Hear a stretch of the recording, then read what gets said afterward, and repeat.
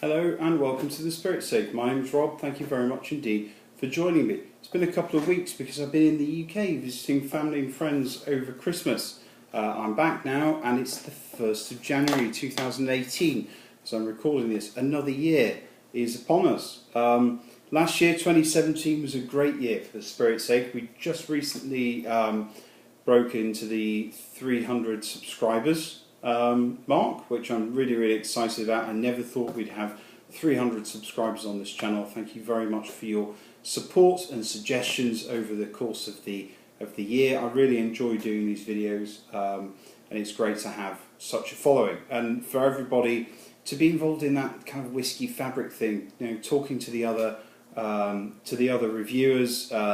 It's a friendly community. I'm really pleased to be a part of it.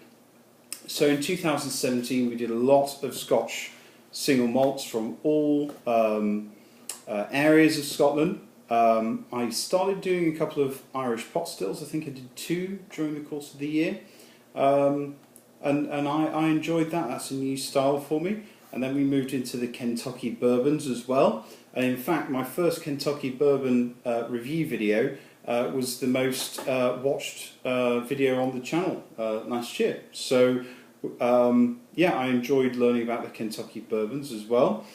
We had some independent bottlings, as many as I could get hold of, and I did my first blended Scotch review, Johnny Walker Red, so it can only get better from there.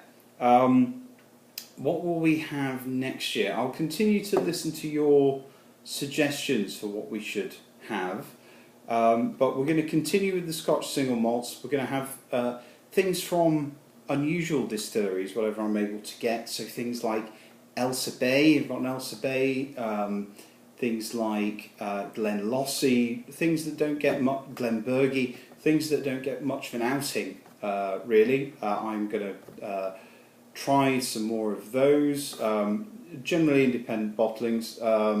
I've got a couple more flora and fauna bottlings as well to try, and there will be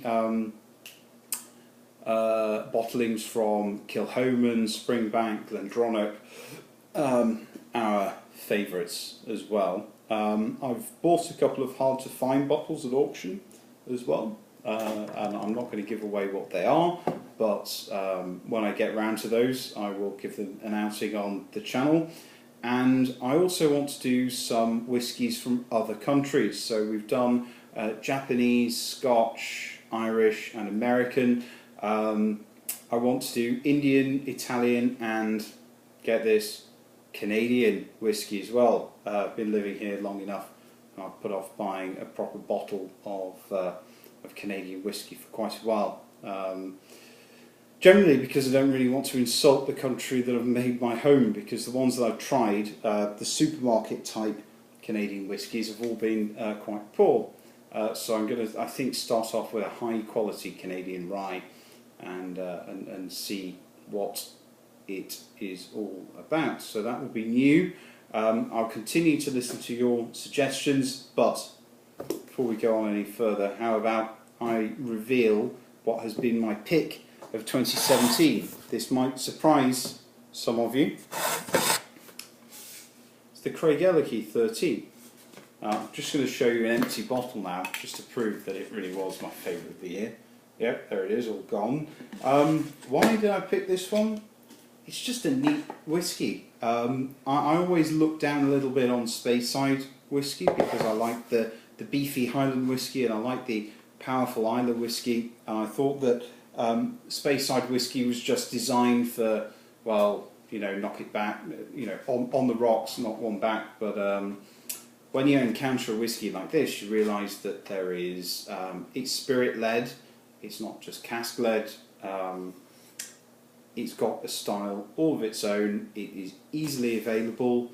I think I paid 75 Canadian dollars plus tax for this, for something that really is so unique, so drinkable. It's approachable, yet it really does have a character of its own that they're not trying to erase. And it's bottled at 46% with an age statement and non-chill filter to boot. So that anybody who enjoys the Speyside whiskies, anybody who likes Mortlach, for example, should buy a bottle of the Craigellachie 13. It's just a fantastic addition to your whiskey shelf. So that's my pick, Craigellachie 13 for 2017. I imagine in 2018 I might have another bottle of Craigellachie 13.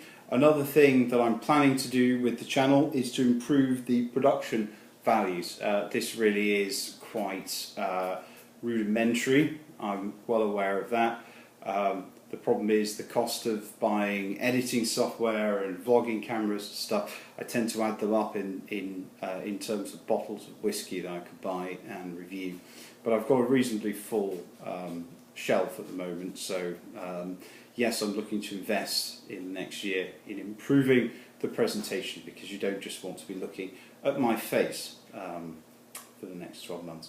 Anyway, thank you very much everybody, and I will continue to see you again in 2018. Thank you for all of your support, and we'll see one another again soon. Cheers, bye.